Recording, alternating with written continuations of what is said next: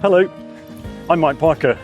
I'm the Chaplain General of the British Army, and you join me in my preparation for the London Marathon, where I'm going to be running in aid of the Army Benevolent Fund. To help me in my training, I'm being joined by a number of our chaplains, and today I'd like you to meet Father John, who is based here in the north of England. John, introduce yourself. Hi, yes, I'm Father John Moriarty. I'm the chaplain here in Catterick Garrison, serving with the Infantry Training Battalion, where we welcome new recruits into the army. So John, what first attracted you to serving as a priest in the army? I think I first really thought about it. I was invited by my bishop to think about Cadet Force chaplaincy, and spent 7 years with Lancashire Army Cadet Force as a chaplain, and I had that experience of working with the cadets, certainly, but also alongside the chaplains department, regular and reserve, and other units in the army, and enjoyed the camaraderie, the experience of working in that professional environment, being able to support people from all walks of life and very different experiences, and offer something different and unique for them. That's great. And do you feel a real sense of fulfillment in doing that work within the army context? Yes, it's a very different role because of the breadth of backgrounds people are coming to, and the chance to meet people from so many walks of life who'd never come across me in church. So as part of this fundraising activity, I've asked 26 people to come and join me to run a mile to help me in my physical preparation. How much are you able to balance your physical preparation for the job of being an army chaplain with all of the other responsibilities you have to fit in?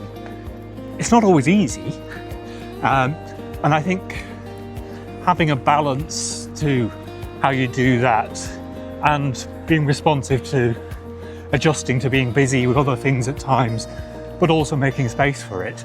And I find actually sort of making time for physical training, particularly running, getting out in the open with a bit of headspace as well around it, is actually quite valuable for the mental health and the spiritual aspects of things as well, of just taking my mind off a more immediate task of work. And so it's a valuable thing for many different things. I think we all find that some sort of spiritual activity in the day balanced with some sort of physical activity in the day is a great way to retain a healthy approach to the work that we do. Thinking particularly about our work as chaplains with the veteran community, is there anything in particular that you think the charities help us to do in that work? So I spent the last 2 years working in Cyprus with our infantry units out there, and I found a great help and support was the local British Legion community out there, and the veterans there who valued the support of the garrison, and I hope myself as a chaplain to them, but I valued their input and the time I got to spend with that community, and also the support that they then lent to our serving soldiers and the military community out around the garrison. It's really important for us as chaplains to be able to know when to refer people to other agencies. Do you find that the charity set up here in the north helps you to do that? Yes, we've got a great balance of the different services and charities, particularly working in the Infantry Training Centre.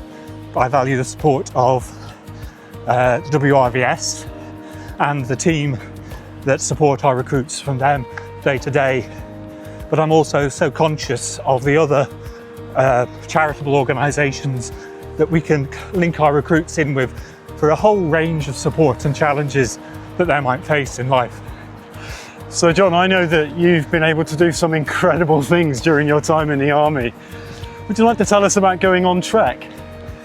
Yes, it was a slightly surprising request a couple of years ago.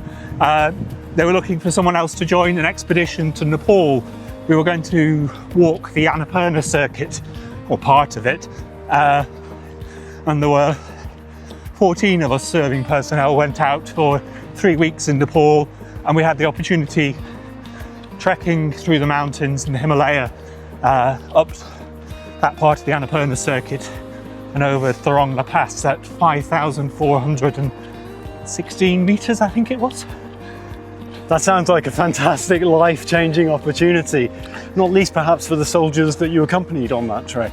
Yeah, it was amazing. Some of them had barely left the UK before they came away with us, and they were just so amazed by the different experiences of life in a very different part of the world, both from the cultural and social aspect of life, particularly in cities like Kathmandu, and also the natural beauty of the world and what the Himalayas had to offer as well. John, I've always found that physical fitness is one of the ways in which we can keep in touch with our soldiers. Have you found it a great way to break down barriers?